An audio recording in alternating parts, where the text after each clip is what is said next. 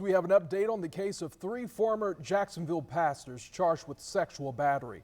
Detectives say their alleged abuse spanned decades, and tonight, Jerome Teschendorf is sentenced to 20 years in prison for capital sexual battery. He was once a leader at the Jacksonville Assembly of the Body of Christ. He originally faced life in prison, but his sentence was cut down. Today in the courtroom, he faced survivors nearly half a century after the earliest allegations.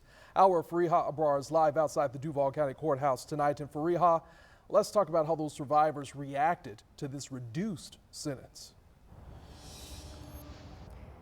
Today was a day survivors say they waited nearly half a century for after a 2-year-long investigation looking into claims of abuse dating far back as the 1970s. Jerome Teschendorf was the last to learn his fate of 3 men accused in this case. Now, the 70-year-old was originally facing life in prison when he was arrested in 2022.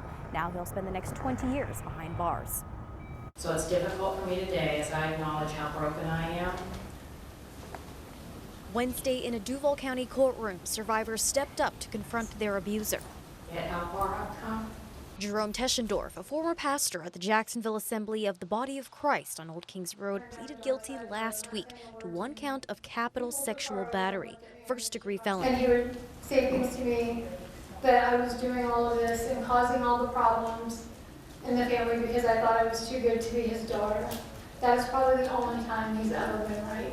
His former stepdaughter, Lisa, recalled how she, her brothers, and mother lived under Teschendorf's constant surveillance and control, with hidden cameras and wires around their home, all while she was physically, emotionally, and sexually abused. He would sit at the end of my bed and cry and ask me to forgive him, and then he would repeat the acts again. Lisa's childhood best friend, Jennifer, also spoke up Wednesday. She didn't open up about her experiences until the investigation opened up in 2020. To this day, I question my faith. I wonder how God could allow this to happen and how differently my life could have turned out. What would it have been like to live without unexpected triggers for me in situations that haunt me? Or how my reactions to things may be different or even non-existent. But support from the state attorney's office, JSO detectives and investigators helped spur the survivors to push for justice. I wanted him to know that I was no longer scared of him. He didn't hold that power over me anymore. During his sentencing, Teschendorf looked straight ahead with a face mask before he was fingerprinted and returned into state's custody. After getting justice almost 50 years later, the survivor's advice: Silence is where the secrets are. Silence is where they hold you hostage. All you have to do is find one person that you can trust.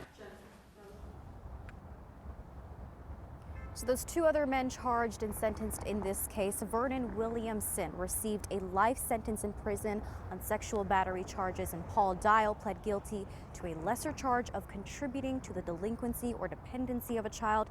He was sentenced this past May to 5 years probation. Teschendorf was able to reduce his sentence a week ago, according to court records. Survivors told us today they felt a sense of justice was served. Live at the Duval County Courthouse, Fariha Abrar, First Coast News, on your side.